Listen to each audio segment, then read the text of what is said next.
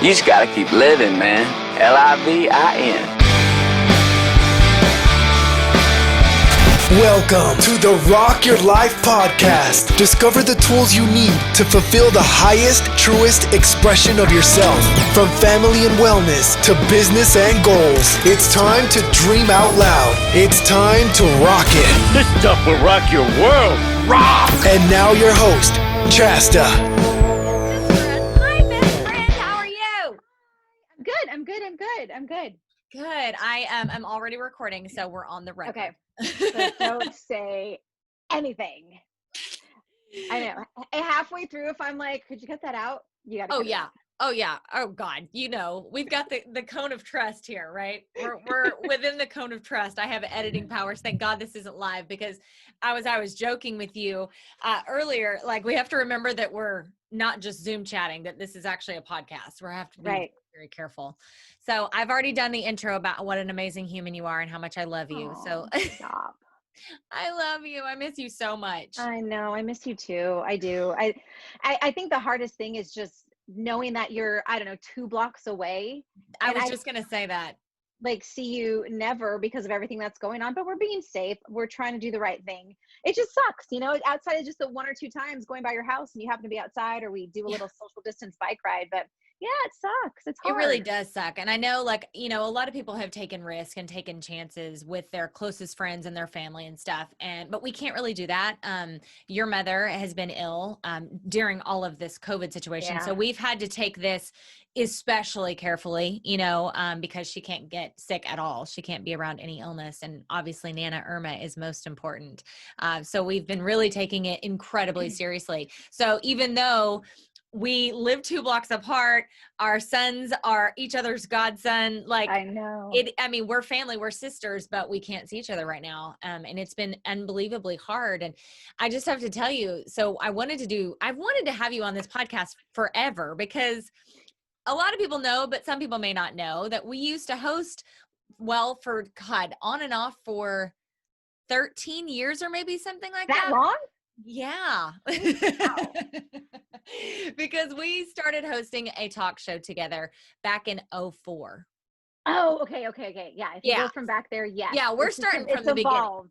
Okay. Yeah, the evolution of our best friendship. So yeah, because we met in 2004, and around, maybe it was 2005, around 2004, 2005, we started a talk show way back then in LA, in our LA days. So fun. I know. It was called 3-Way Talk. Me, you, and Susan at first. Right. And then it was me, you, and Natalie, and we were nationally syndicated for a while. And so we did that for a long time. And then we did Can Do Divas for a long time, which all of that content is still up on YouTube. So if you want to go have a laugh, go pull up Can Do Divas on YouTube. We had so much fun with that. And the only reason that we don't do this podcast together is because of life. We've gone through everything, and we'll get into that. In our friendship, we've gone through everything together, and life has been really hard in a couple of different ways over the last several years. And so it's made us focus and hunker down on our families. And, we've had to really focus on that. And so less time doing fun stuff like podcast and whatnot. But that's why I wanted to have you on here for so long, because it honestly, the very first podcast I did by myself was so weird, because I've never not done with that one without you. It was so strange. You're like, where is she? Wait, Gianna should chime in right now. What's happening? I would make a really good joke and be like, ha, okay. I promise every joke is funny. I listened to them all. I gave you the most amazing review, also on Apple iTunes.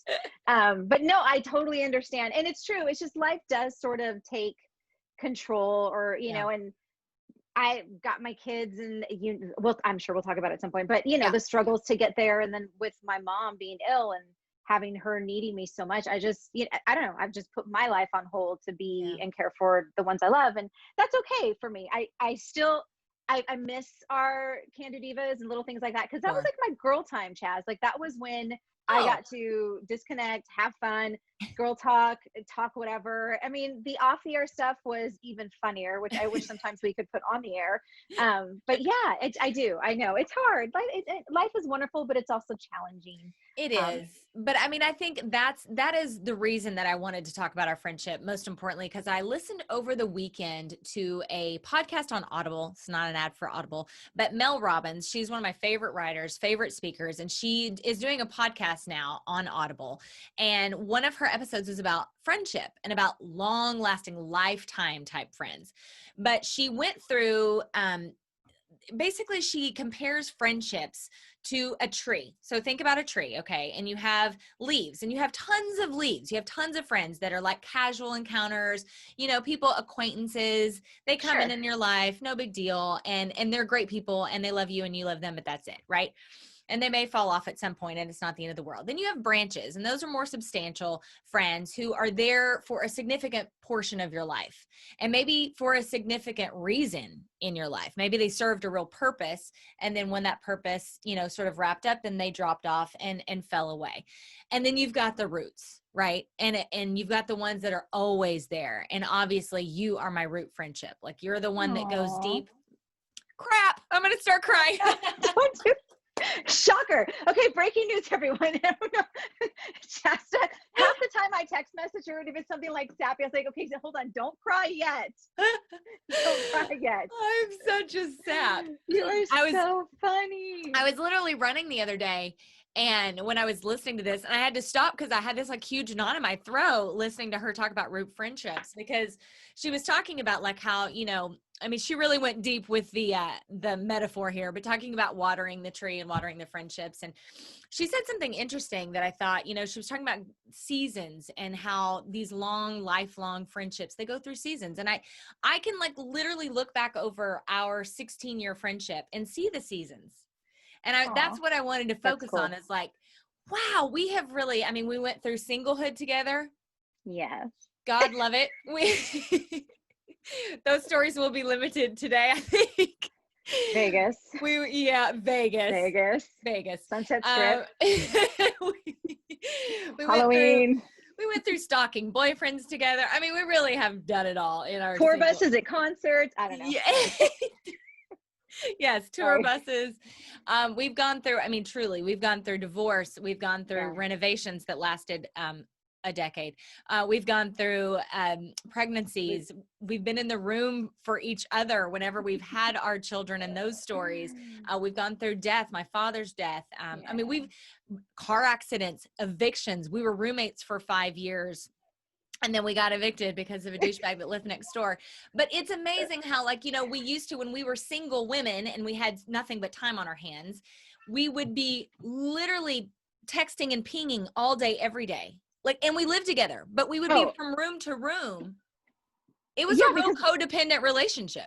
It really was. But you know what? It was good, but it wasn't unhealthy. It was a positive codependent relationship. But it was, I mean, like you're my ride or die. So, if I was going to bed, my bed was always the cloud. We called it the cloud because it was so cozy. But, and I had something to tell you, I was going to take the time to get up and walk to you. To roll out of the cloud.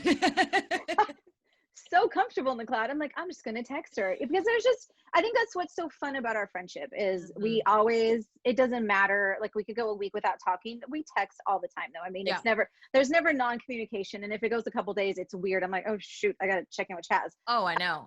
Yeah. So, but I think it's just, it's just this constant stream of either conversations, deep conversations, or laughs, or, hey, what do you think of this? Or we'd run things by each other. I don't know. It's such a good, I've always valued how back and forth our relationship has been. It's never been one-sided, we've always been there for each other. And I think that's what's been so hard about, this time during COVID and quarantine is like, it's probably been the hardest time of my life. Now here I'm going to cry. Jesus. Oh, good. It's not I just blame me. you. I blame you.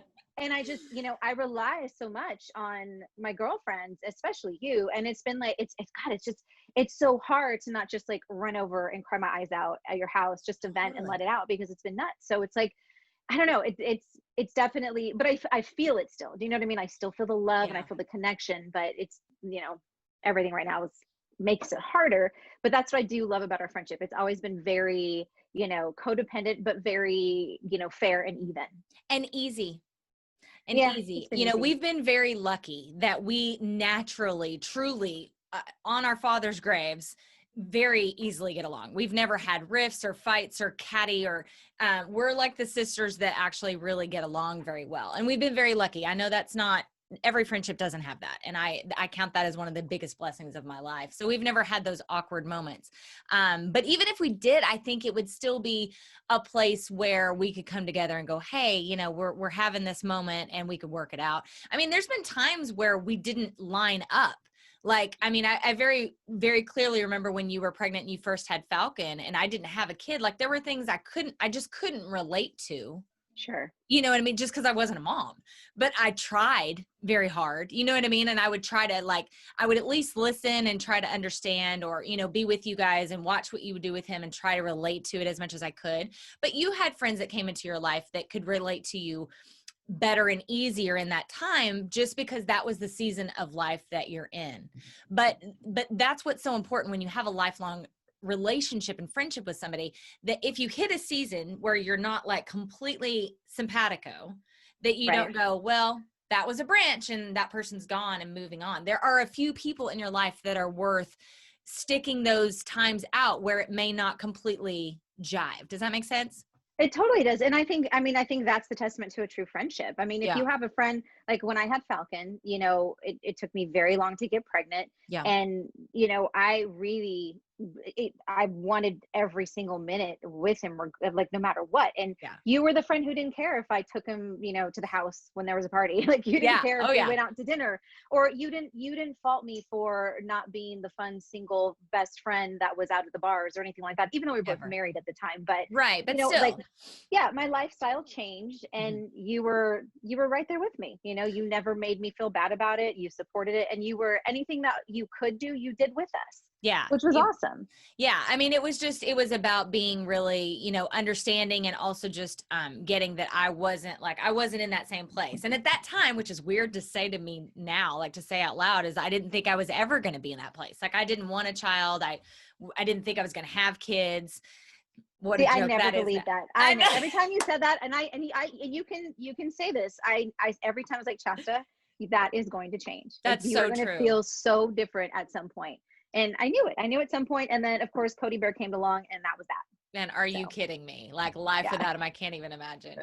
But it's, you know, she said in this podcast, she was talking about like how to keep a friendship going. And she said to text or have communication once every 2 weeks.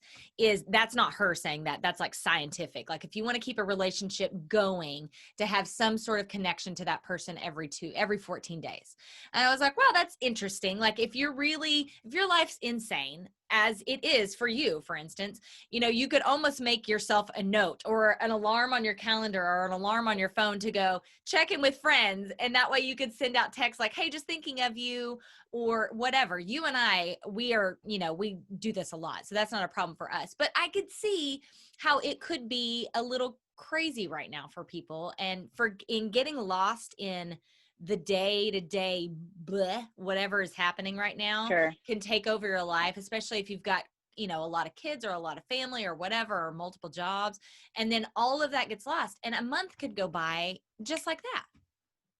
But I guess those true friends though aren't going to mind if it takes you a month to just say hi, right? I mean, absolutely. I feel like the friends that if I'm cleaning dishes or hanging out and all of a sudden someone pops in my mind, oh, I got to call them. Oh, I need to say hi.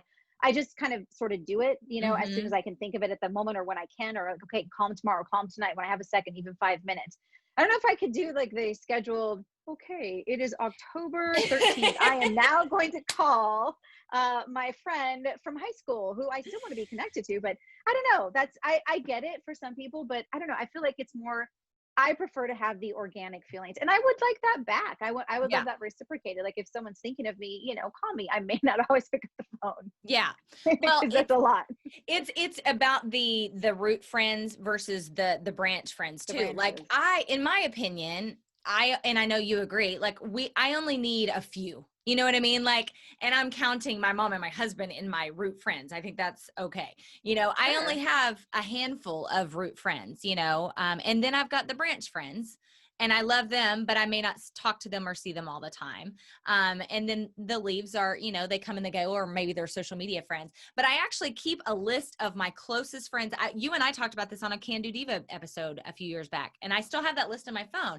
I have a list of my closest friends, which sounds weird. It's like, why wouldn't you be able to think of them off the top of your head? Well, you can, but you want to make sure you have like, these are my peeps, my tribe, Easier, right? yeah. And I just every once in a while I'll cruise through there and make sure, not like on a schedule, like, you know, hey, I got to go schedule this in my calendar, but I'll be like, oh God, I haven't texted Jeff in a while. Let me make sure I do that. Or I haven't seen Carol in forever, you know? And so I'll send like a, hey, just thinking of you kind of thing.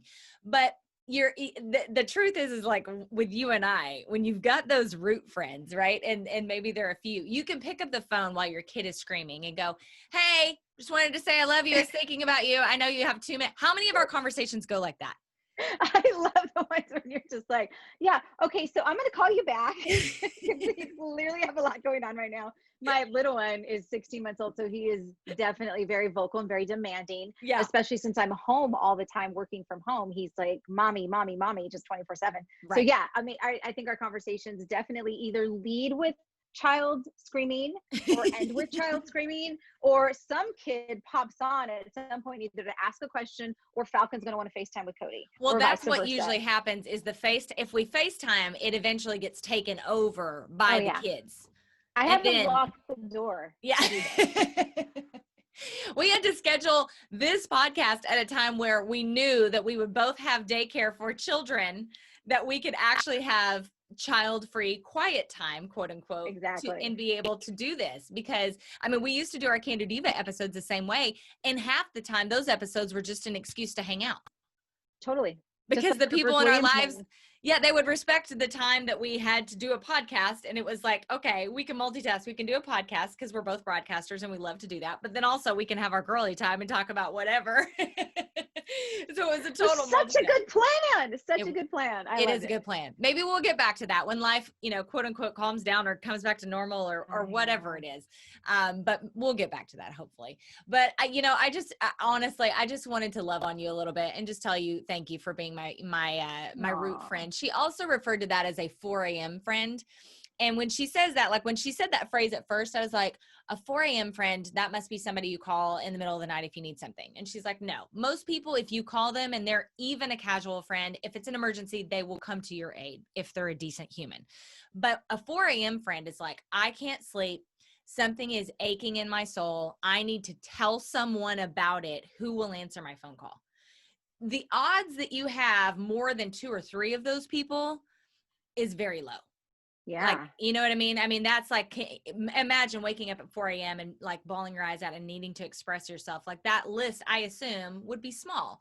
And thank God that you're on that very short list for me. And typically you and I are up at 4 a.m. anyway. So. Just going to say that. I'm like, okay, so tomorrow I'm going to be your 4 a.m. call, but you'll be awake. So that's the good part. We're both awake because we work crazy morning hours. I do love that though. This podcast has a lot of really good analogies on how to describe friendship. That's actually a very cool way to put it, is your 4 a.m. friend. I do like that. I might steal that. Yeah, it's true. But I mean, I just love the whole analogy of that and the tree as well. I just thought was a very good visual of how to think about it, because sometimes when you lose friends, you think it's like personal or that it means that the relationship ended in a bad way. But I have friendships. And see, this is where I have to remember that we're recording. You're going to know who I'm talking about. I've had people or relationships in my life that. Oh my God, I love your look right now on your face. Go ahead. Sorry, I didn't mean to interrupt. Go ahead. Go. I have had relationships in my life where that person served a very specific purpose in your life. Like either you learned something from them or they were an avenue to get you to a place in your life. Stop making faces at me.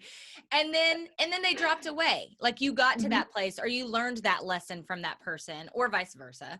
And they dropped away, and it's okay. Like just every ending relationship doesn't necessarily mean that it was a devastating blow. Yeah, no, I think definitely. I think there's a lot of friends, especially work friends, because when you change jobs, sometimes you lose connection with people that you work with. And then there's people that you stay in contact with because you just created a bond or a friendship. And I think that's part of that. And it just, it's the way of life. It's the problem is when there's those people who don't have the same vibe or feelings in that friendship as you do, you know, it's where they tend to, you know, it become a little bit more demanding of your time or want to spend, and that's okay. I don't mean that to sound bad or anything. I love the fact that people want to be friends and stay, you know, connected. That's one of my favorite things about just people in general is being around them. Yeah. But, you know, sometimes there's just, I mean, let's be honest, not a lot of time on my hands sometimes, and I'm going to spend it with my groups. Exactly. I was just going to say, I'm going to speak freely and frankly right now. Like I have a hard time with needy people, like just in general, people who are just overly needy and like they need a lot of attention or affection. Because of that, it's like, okay, if you're going to be, this sounds really snotty, but just roll with me here. And I'm not talking to you. I'm talking to our listeners because they're going to be like, she's a dick. But if you're going to be in my life, I need you to just roll with it. And I'm going to roll with you, you know, because life is so bumpy and life is so crazy that like, I can't have somebody that's like, I called you 3 times and you didn't call me back in 24 hours. Or I sent you an email and you didn't respond immediately, or that's really hard for me. And I think that's why you and I gel so much, is like, we don't panic in those moments. Cause I had one of my best friends and I lost that relationship over that demand of like that very needy demand, because we were in a different season in life and I loved her so much, but she expected me to like drop everything when she would need it. And I was like in a whole different space and time, you know, and sometimes you just can't make those two worlds fit, and that's okay. It sucks sometimes, but it's okay. It does. And it's nothing against one or the other, you know, Right. It's not like you guys didn't have good intentions. It's just, I agree. Sometimes just some relationships are a little too demanding. It's kind of like when you're dating someone, you know, if there's a guy that's just a little too much at times, for me personally, I'm not into it. I don't I don't like relationships that are just, you know, constantly text messaging me, checking on me. Where are you? What are you doing? Let's do this. What's your Friday night like? I think friendships are very similar. Yeah. I think there's time and place for everybody, and you try to bring them all together when you can, but you know, there's just ones you do prioritize. It's a fact. And I don't think anyone would be offended by that, because I think everyone in their life has that, or at least I hope they do.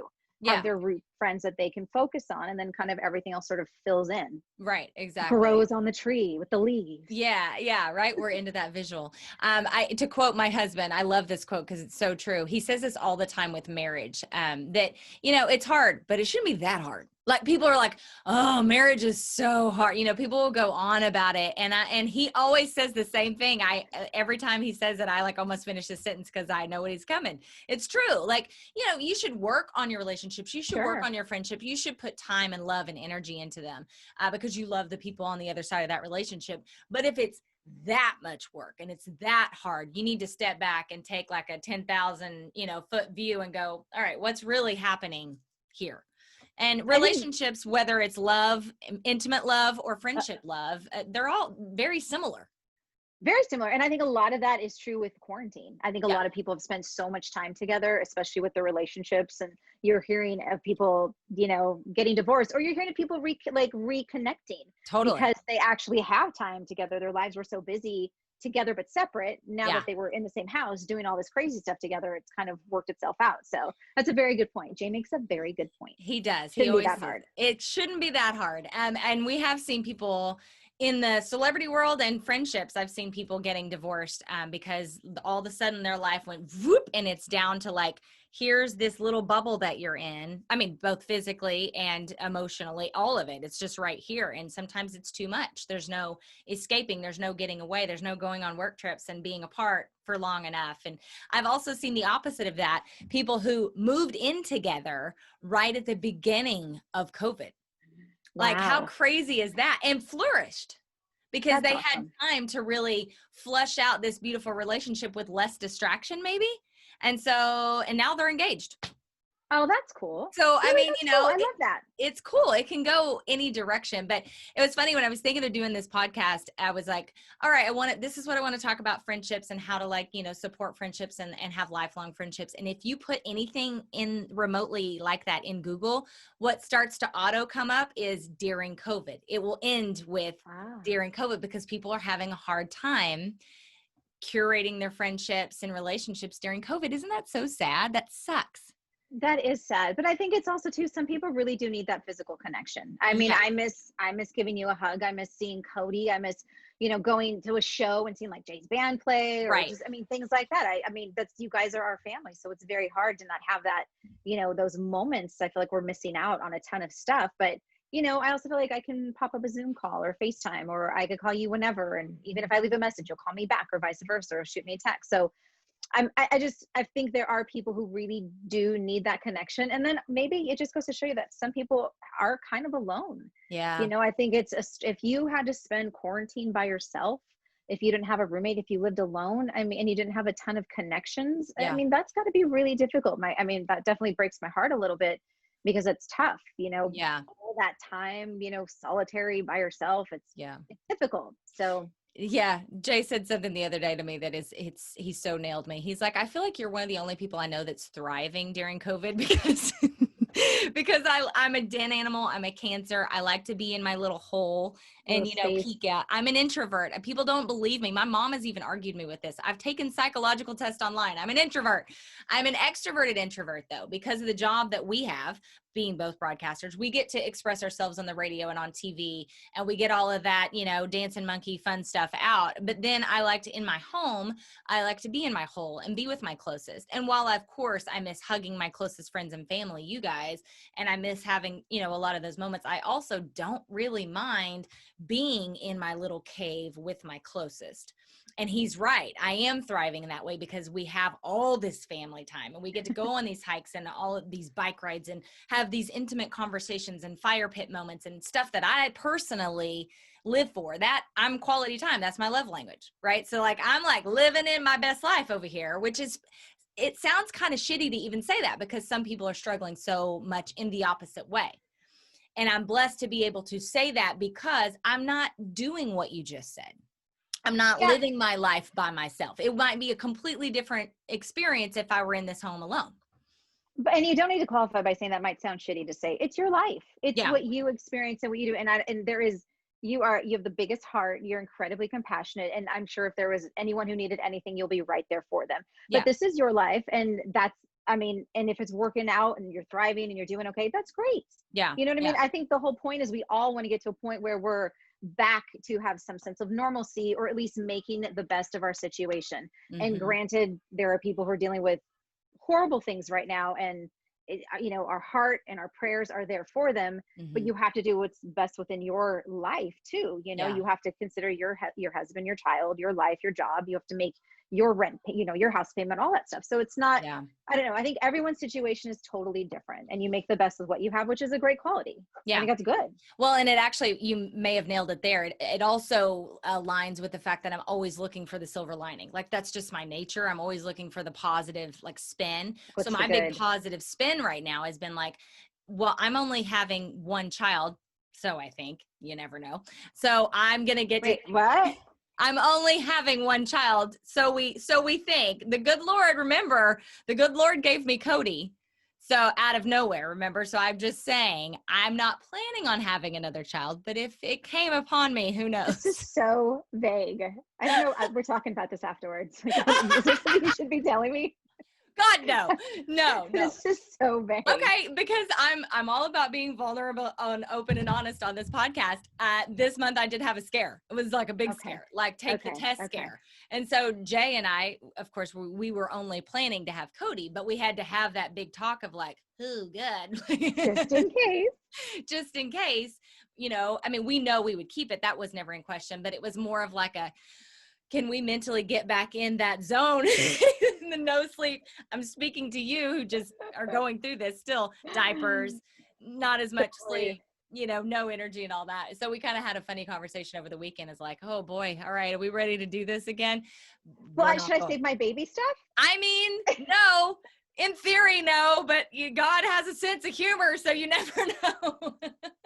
Because we've passed it to each other. I gave you stuff for Cody when I had Falcon, then you've given it back to me for Zeppy, and now we've passed a lot of it on to other people having kids. So we got to make this all work itself out. Because I know the good stuff, girl. I'll keep the good stuff for you. I love that we just went on a very honest side tangent there about my pregnancy scare.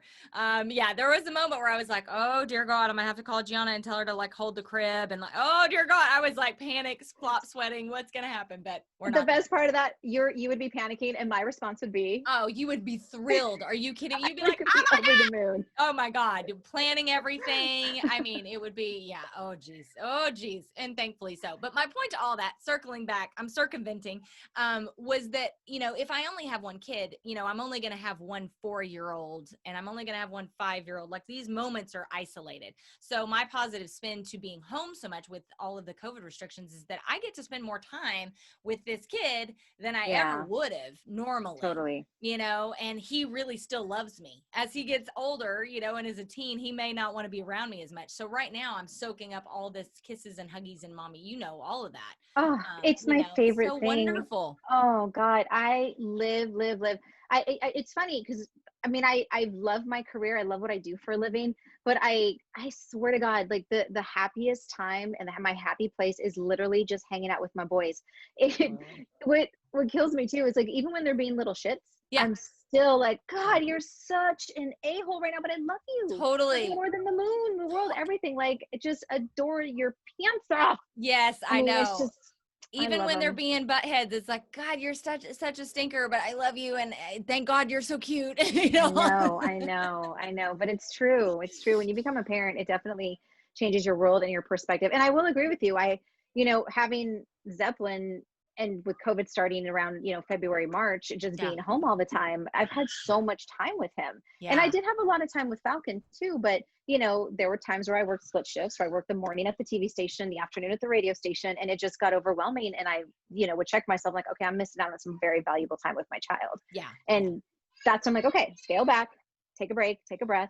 And this is giving you time to reflect on that. It gives you time to reflect on what's really important. And that was part of this podcast I listened to. And also a great quote by another favorite author, Dave Hollis, who said, this gives you a time to reflect on what is worth going back to.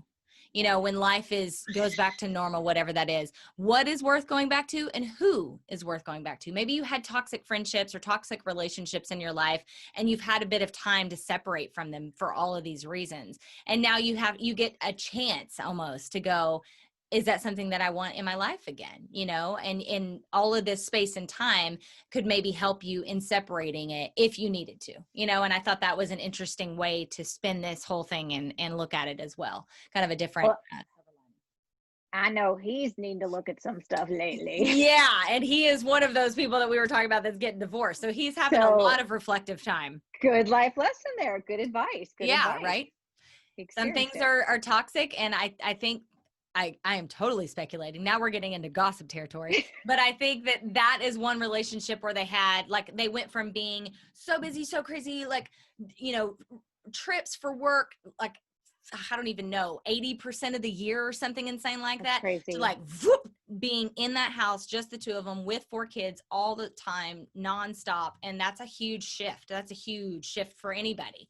And I think if you were already having problems in the beginning of COVID and then that happens, it just compounds everything kind of, so. And just to add to that, we should all keep in perspective that everyone's life is their own. And exactly. I mean, I joke about it because I follow Dave and Rachel Hollis. And right. Obviously they're going through anybody in the self-help world knows what we're talking about. We know, exactly. I said, but I get so angry, and Pete's my only marriage. It'll be 13 years. 13 years, I think, this year, right? 13? Yeah. Oh, snap, 13. Okay. 13 years next month. And so I don't know what it's like to go through a divorce, but I've seen some people I love go through divorces. I'm his second marriage. Yep. And I get so angry when people they're getting a divorce. Oh my God. Hey, it doesn't work out. When you break up a relationship, no one's like, oh my God, you were together for 5 years. Holy cow. Okay. So you got married. I get it, but to each their own, sometimes that relationship has run its course. So just let it. It is what it is. we never really know everything that's going on behind closed doors, No. you know, and it's unfortunate to assume everything, to think that if you play a role in their lives from an outsider's point of view, you know, you're looking from the outside in and you're seeing what's happening, then that doesn't necessarily give you a right to fill in all of the rest. You know what I mean? It's like, you know, you're seeing bits and portions, and probably if it's on social media, you're seeing the best part. You know, and Sure. so you don't have any idea all the toxic baggage, everything else behind it, because we all have that in one way or another. I was married before. I've talked about that on this podcast, you know, and some things, that was a relationship that served me at a specific time, and I him. You know, we both learned things out of that. Because I was with him, because he moved with me to California, I was able to move to California from Oklahoma, and I might not have been able to do that had he not been my partner in that way. So who knows? I mean, if you're looking at this again from a 10,000, you know, feet view, you could almost give that relationship and him a little credit to where I am today, right? Because Yeah. he was helped me on that path. And I think that's the positive way to look at relationships overall in the span of your life, is like trying to find the good that came from whatever that path was or whatever that person served for you. Yeah. And hopefully at some point you learn something out of it. You gain some knowledge to either better the next relationship, or to say, okay, I can't do that now again. Like, this is not the type of relationship that's going to work for me. So Exactly. it's all a learning process. It is, you know, Yeah. and it's unfortunate that they have kids, which makes it makes it complicated and more difficult, but Yeah. they're very smart. They're very successful. They'll work it out. And I love how we just discussed Dave and Rachel Hollis like they're friends. I know. Well, it's just I'm like, gonna you give know her what? a call later. I know. I know people are probably making fun of us. It's just like people talk about like Brad and Angie or something. To Right. us, you know, they're celebrities. You know, you assume, you gossip, whatever. That's our little gossip part of the day. We could literally do this all day, as we well Oh my know. God, I know you've got your boys waiting on you. I don't want to keep you all day. But I just want to say thank you for being my sister in this life. And, you know, no matter what season we're in, we always work it out and figure it out. And this is a season that I think you and I could have never imagined, never anticipated, and everyone else never imagined and anticipated. And finding your way in these relationships through this time is something that we'll never forget. And hopefully we'll have these lessons, you know, learned. And I'll say the biggest struggle for me, G, in all honesty, with our relationship and you, is not being able to drop everything and come to your side with your mom. no. Like, not just physically not being able, I mean, I can't come to you, like, because it would be dangerous for her. Right. No, You know what I no, mean? totally. So it's Totally. like just calling you and praying for you, like insanely praying, like every night obsessively, is all I can do right now. Like in normal circumstances, I would pick up my life and Cody and I would be taking her to chemo, or we'd be watching the boys while you take her to chemo, or we would be doing all these shuffly things like we normally would. But because of COVID, we can't. And so it's been hard to find a way to support you in a way that I want to. Does that make sense? It does. And I do feel the love. I do. I've had such, like, sorry, that's talk my mom makes this hard. Yeah, I know. Just for the record, she's doing better, before anyone gets, oh my God, what happened? And hallelujah for that. The prayers are working. The prayers and the treatment are working. They are. Yeah. But when COVID started, she was diagnosed with stage 4 cancer, and it's been all at the same time. Yeah, all at the same time. It all just kind of happened all at once. And February, the end of February, March 11th is when we got her official diagnosis. And so it's been an interesting, you know, hospital stays. It's been very hard. I'm not going to lie, but she's getting better. And yeah, no, I feel the love. I feel like I have so many people who, especially you and my family, that are there and supportive. And if I need to call someone and just let it out, and I have those relationships, and I'm very, very lucky that she's still here. Yeah. But yeah, it's hard. Trust me. There are moments where I feel like, wow, I mean, you know, there's seriously something the Lord's testing me with, or making sure that I can handle quite a bit, which scares me a little bit, but, certainly the biggest test I've had to overcome in my life. Oh my God, to be the caregiver of your mother, who is your best friend, and in all of this as well, with 2 babies while working from home. Like, what? I mean, we'll look back years and decades from when we're old and gray and we're drinking wine on our front porch one day. We're going to look back and be like, do you remember the shit show that was 2020? Yeah, no doubt. My friend Shannon gave me this t-shirt, and it had like a rating for 2020 on it. Yeah. You know, and it's like 1 star, highly, like, do not recommend. Do not recommend. She's like, I know this is how you're feeling. So yeah. Do not pass go. Do not collect $200. Yeah, it's true. It's been a wild one. It has been a wild, wild year. But again, my mom's getting better. I'm grateful she's here, we're here. And I just look forward to the day that I don't have to social distance with my mom in my own home and I can hug her and congratulate her on her progress. So November is when we hopefully get the official all clear, which we're banking on. So yeah, absolutely. And then hopefully we all get out of this mess pretty soon, and then we can throw her a big cancer-free party. It's like way over the top, and we're going to go nuts and party plan. That's going to be our goal. Yes. Hopefully it'll be at a foreign location like Greece. I don't know. Just throwing it I'm down. I'm totally down with that. You know me. I'll be all over planning that mommy-daughter trip out of the country. Make it happen. I love you, babe, so much. Thank you for doing this today. Thank you for taking the time. Who's watching the boys right now? Daddy is, and he leaves for work in 20 minutes. So, all right. School's happening right now too. So I best get to work. You best get to work. All right. I love you, babe. We will talk soon. I love you too. Okay. Mwah. Bye. Okay.